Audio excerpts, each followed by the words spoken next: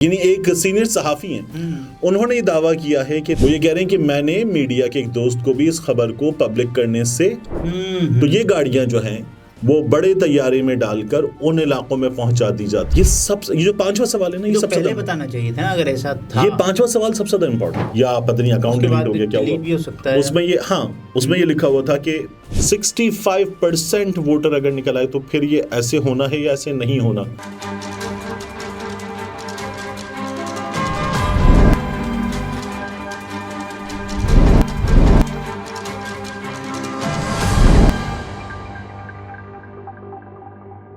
अस्सलाम वालेकुम, मैं हूं अब्दुल सत्तार। आप अलग न्यूज़ देख रहे हैं। तारिक मतीन हमारे साथ हैं। सबसे पहले आपको ये बताएं कि जुनैद सफदर की तलाक नवाज शरीफ साहब की वापसी से पहले क्यों हुई है, और उसके अलावा मियां मोहम्मद नवाज शरीफ साहब को इस्लामी मुल्कों की तरफ से कहा गया है एब्सोल्युटली नॉट, -2 की छोटी सी गलती हो गई है, उसको हम ठीक कर लेते हैं। एक इस्लामी मुल्क जो है उसकी तरफ से ये, यानी एक सीनियर सहाफ़ी हैं, उन्होंने ये दावा किया है कि नवाज शरीफ के लिए एक इस्लामी मुल्क की तरफ से एब्सोल्युटली नॉट हो गया है। ठीक। जुनैद सफदर की तलाक की जो टाइमिंग है वो बड़ी इंपॉर्टेंट है। मैंने कल भी आपसे कहा था, क्या हमने ये वर्ड यूज किया था डॉक्टर शाहिद मसूद वाला, धबड़धूस। हाँ, तो इसलिए मैंने ये कहा था कि देखिए पॉलिटिक्स में टाइमिंग सबसे ज्यादा इंपॉर्टेंट होती है, कारोबार में लोकेशन सबसे ज्यादा तलाक की टाइमिंग या तलाक की खबर की टाइमिंग।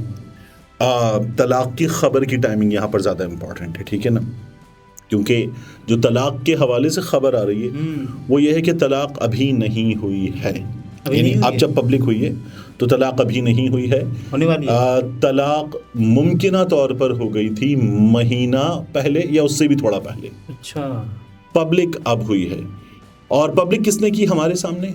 अभी तो अदनान आदिल साहब ने, जुनैद नहीं, अदनान आदिल साहब ने खबर ब्रेक की, उसके बाद जुनैद ने भी बता दी। मतलब फिर सोशल मीडिया पे शुरू हुआ एक सिलसिला, उसके बाद जुनैद ने बता दी, तस्दीक कर दी, वो बात जिसको हम इशारों के नामे में कर रहे थे, तो वो जुनैद ने बता दी। हमारे जो अलग न्यूज़ के वो थे देखने वाले, वो कह रहे थे पता तो है जुनैद, पता तो है जुनैद, तो मैंने फिर पिंड ट्वीट कर दिया था, ट्वीट कह रहा हूँ, कमेंट कर दिया था कि ये हमने पहले रिकॉर्ड की थी, हम दोनों के लिए नेक तमन्नाओं का इजहार करते हैं। अच्छा, हुआ क्या, शाहीन सहबाई साहब सीनियर जर्नलिस्ट हैं, उन्होंने ये बताया कि उन्होंने आयशा के अब्बू को, सैफुर रहमान साहब को मैसेज किया था। वो कहते हैं महीना पहले मुझे पता चल गया था, मैं खबर नहीं दे रहा था, मैंने सैफ साहब से तस्दीक चाहिए थी। सैफ साहब, I have had some bad news about a marriage in your family with Mariam family.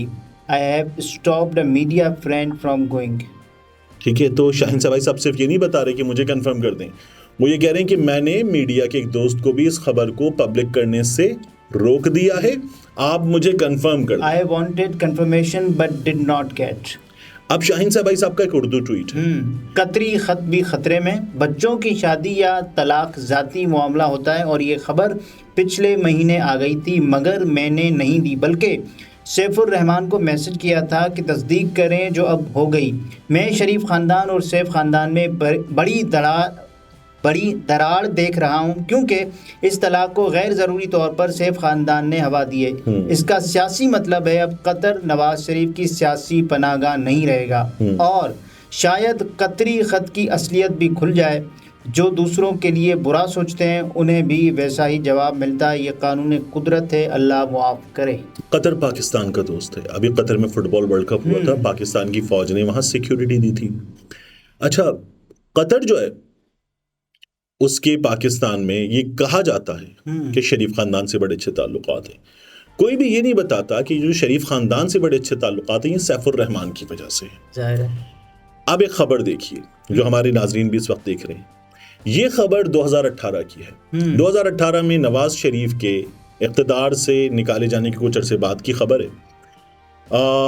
Saifur Rahman की शहर इक़्तिदार में फैक्ट्री से कुछ कीमती गाड़ियां पकड़ी गई थी। अच्छा, ये कीमती गाड़ियां जो थी जब पकड़ी गई, और बड़ी महंगी महंगी गाड़ियां थी इसमें, तो फौरी तौर पे बताया गया कि जी ये कतरी ख़ानदान की गाड़ियां हैं। अच्छा। कतर के शाही ख़ानदान की गाड़ियां हैं, इस्लामाबाद की एक फैक्ट्री में थी।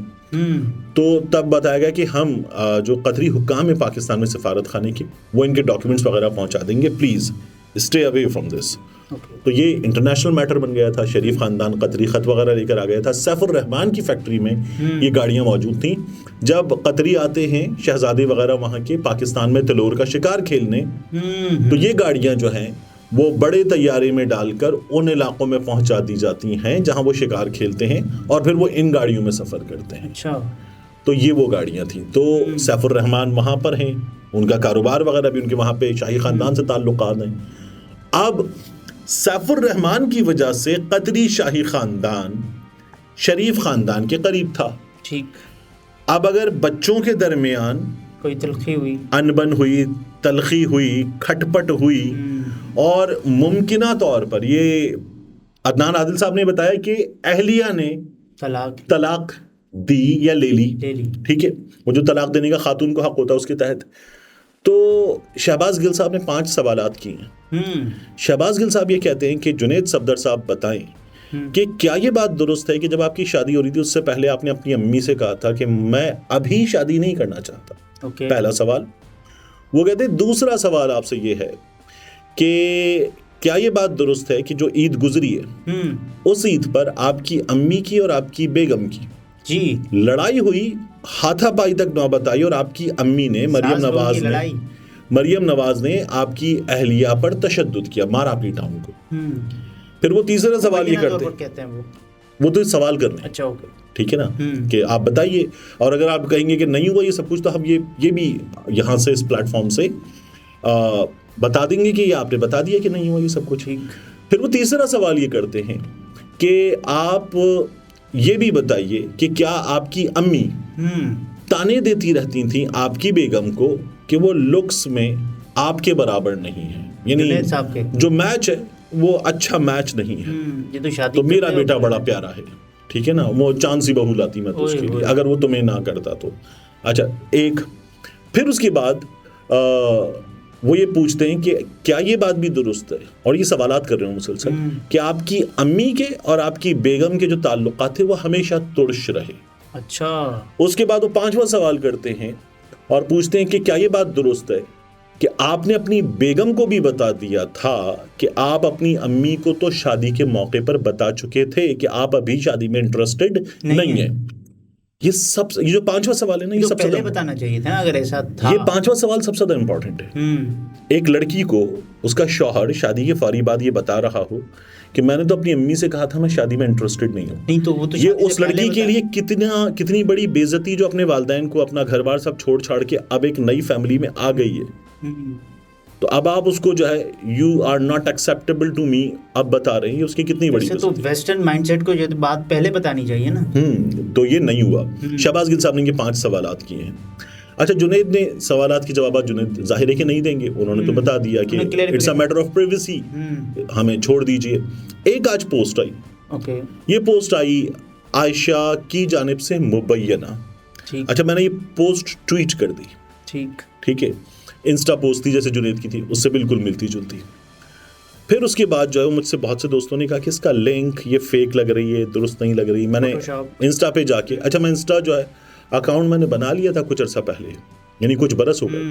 मैं यूज़ करता हूँ इंस्टा कोई 4 से 5 महीने में एक बार, ठीक है ना, तो यूज़ ही नहीं करता मैं इंस्टा। मैं फेसबुक भी यूज़ नहीं करता, मेरा होता है सारा वक्त ट्विटर पे।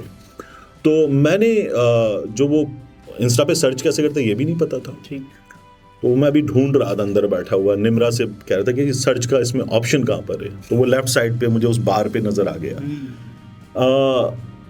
अब पता ये चला कि जो Ayesha _Aisha S Khan verified नहीं है, तो नहीं मिला। मुमकिन तौर पर वो फोटोशॉप था, मुमकिन तौर पर, या पता नहीं अकाउंट डिलीट हो गया, क्या हुआ उसमें। ये उसमें ये लिखा हुआ था कि मेरी सास ने जो है इस बात को नहीं समझा कि सुकून और मियाँ बीवी के दरमियान जो उनका रिश्ता है वो ज़्यादा इंपॉर्टेंट होता है। लेकिन बहरहाल वो पोस्ट जो है वो मुबैना पोस्ट, जो मुमकिन वजह बता रहे हैं लोग, वो सास बहू की लड़ाई को बता रहे हैं कि इसकी वजह से तलाक हुई है। बेटे और बेटी के दरमियान ऐसी कोई बात नहीं, बेटे और बीवी के दरमियान। हाँ। अच्छा, एक हमारे यहाँ बहुत ज़्यादा जो मियाँ बीवी के दरमियान ताल्लुकात ख़राब होने की रीज़न होती है सास, वो अक्सर अम्मी होती हैं, ठीक है ना। तो अब यहाँ एक और चीज़ देखने की है कि ये जो खबर हमने जहाँ से बात शुरू की थी आई किस वक्त, और अगर ये आई है तो ये इस वक्त सैफ खानदान ने दी है, शाहीन सबाई साहब का जो दावा है, तो ये बड़ी इंपॉर्टेंट चीज़ है। इसका मतलब वो नवाज शरीफ का साथ नहीं देना चाहते मजीद, और इस क्रूशल जंक्चर पे उन्होंने एक डज लगाई है, बड़ा ठीक ठाक तरीके से डैमेज किया। ये बड़ा इंपॉर्टेंट है मियाँ साहब को, क्योंकि वो ना पर्सनल मैटर है तो होगा पर्सनल मैटर। ये मरियम नवाज शरीफ साहब अपनी शुरू की 2-3 पोस्टों में इमरान खान की शादी पे आ गई। -2 में कौन आता है?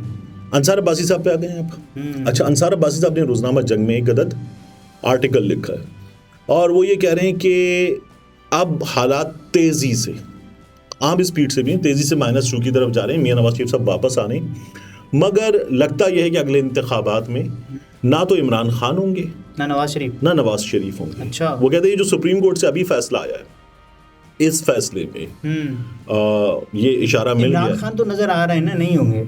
इमरान खान तो जाहिर है कि नजर आ रहे हैं नहीं होंगे। और ये बहुत से लोग कह रहे हैं कि तमाम सिस्टम नवाज शरीफ के आगे हाथ बांध के खड़ा हुआ नजर आ रहा है, नून लीग के आगे हाथ बांध के खड़ा हुआ नजर आ रहा है।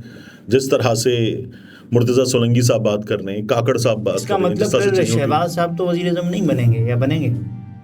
देखिए, सजना ए महफिल असां तेरे लिए सजाई है जो कहते हैं, तो वो कहते हैं कि ये जो महफिल है ये शहबाज साहब के लिए सजी है। ये बात तो नुसरत साहब ने भी कही थी, याद है? तो आंख का तारा है।